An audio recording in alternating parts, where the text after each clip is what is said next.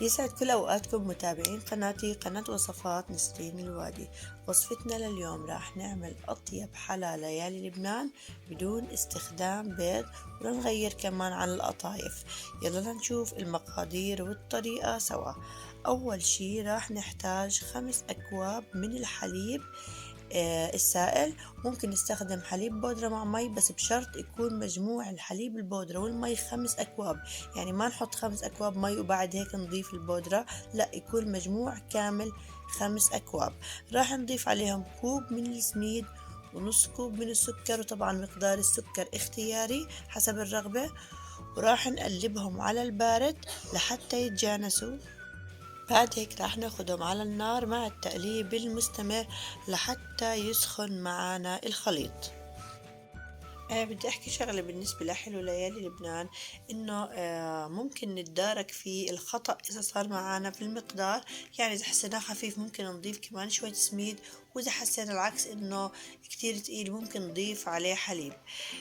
طبعا بعد ما يغلي هون أنا ضفت مستكة سائلة، مش مطحونة، لا، مستكة سائلة. بنضيف بعض النقاط وبننتبه لأنه المستكة السائلة نكهتها أقوى وبسرعة بتعطي نكهة، فإحنا بنحط شوي شوي ممكن نتذوق. وضفت كمان شوية من ماء الزهر، ما كترت ماء الزهر لأني أنا بدي نكهة المستكة تكون هي اللي طاغية. بعد ما كثف معانا الخليط راح أحطه في البايركس أو أي شي انتو بتحبوا تقدموا فيه حلو ليالي لبنان معنا. وبعد هيك راح أساوي السطح وراح أدخله التلاجة لحتى يجمد معنا. أنا بحب هاي الطريقة كتير لصنع ليالي لبنان، خصوصا إنه ما فيها بيض. وطبعا زي ما شفتوا المكونات كتير بسيطة وسهلة وما بدها وقت، وطعمتها جدا زاكية. بعد ما أخلص من حطها وسهمة السطح زي ما قلت أنا بحطها التلاجة، ما رح تاخد وقت كتير معي لا تجمد. وبعد هيك راح أطلعها وراح أدهن وجهها بشوية قشطة قيمر، وراح تكون هيك جاهزة معانا. طبعا الزينة اختيارية، إذا بتحبوا تحطوا فستق حلبي عليها أو لا. وبنحط على القطع القطر، بس القطر طبعا بنحط على كل قطعة إحنا بنطلعها وبنقصها القطر، ما بنحط على الحلو كامل معانا. مقدار القطر هو كوبين سكر، كوب مي، عصرة ليمون.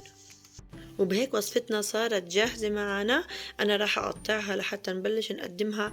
يعني الحلو في ليالي لبنان إنه حتى لو إجاكي ضيف، يعني عرفتي إنه يعني إنه قبل ساعة أو ساعتين من جيته إنه في ضيف جايكي، ممكن تعمليها على السريع وتحطيها، بتكون جاهزة ما بتاخد وقت، وراح تكون زي ما قلت مقاديرها عندك موجودة لحتى تقدميها لضيوفك.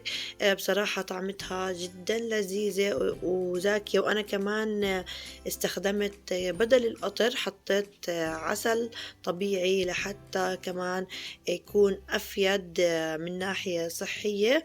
وممكن كمان إنه نستخدم القطر المكرمل. إذا عجبتكم الوصفة لا تنسوني من صالح دعائكم بهاي الأيام الفضيلة، وبتمنى إنكم تشتركوا في القناة وتفعلوا الجرس. وشكرا لكم ولحسن متابعتكم.